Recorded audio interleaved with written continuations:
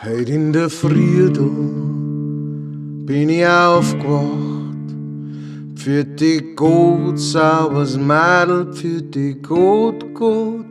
Heut in der Früh da bin ich aufgewacht und sie haben uns überfallen. Hey Partisanen, nehmt's mich halt mit heut. Für die gut, sauberes Mädel, für die gut. Hey Partisanen, nehmt's mich halt mit heut. Weil mir ist, als müsst ich sterben. Und wenn ich sterbet, als Partisan heut. Für die gut, sauberes Mädel, für die gut. Und wenn ich sterbet, als Partisan heut, ja, dann bringt's mich zu meinem Grab.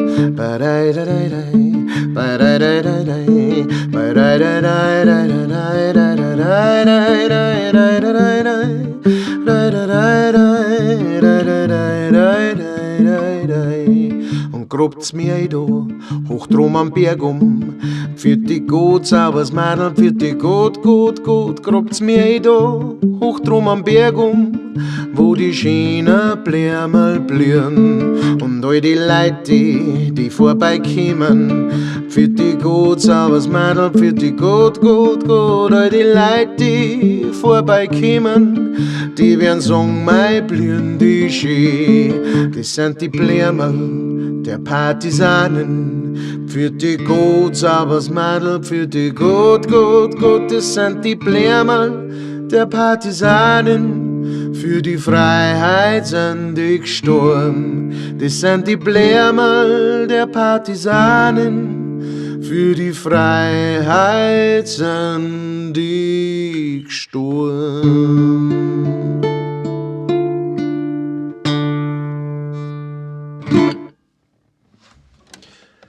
Das war Bella Ciao auf Bayerisch. Ein italienischer Song, Widerstandssong, antifaschistisch, sozialdemokratisch, kommunistisch, anarchistisch, für alles Mögliche. Es gibt verschiedene Versionen von dem Ganzen.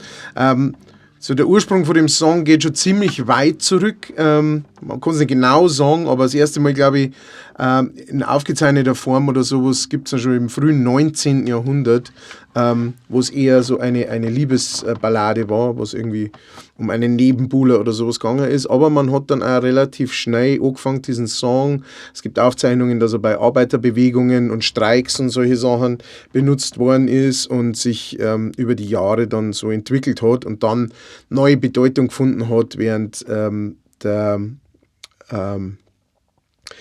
des Regierens von Mussolini in Italien.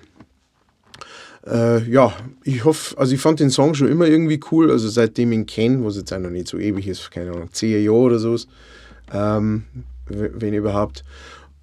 Und hat mir da am Anfang überhaupt keine Gedanken gemacht über den Text oder sowas und es hat sich dann so, nachdem das ganze Thema des Faschismus inzwischen weltweit wieder aufflammt, habe ich mir gedacht, kann man den einmal in Angriff nehmen. Und ich finde, es ist ein schönes Lied, ein schöner Text, ein guter Text und die Message stimmt auch. Ich hoffe, dass es euch auch gefällt. Bleibt sauber und denkt immer dran. Pfiat euch.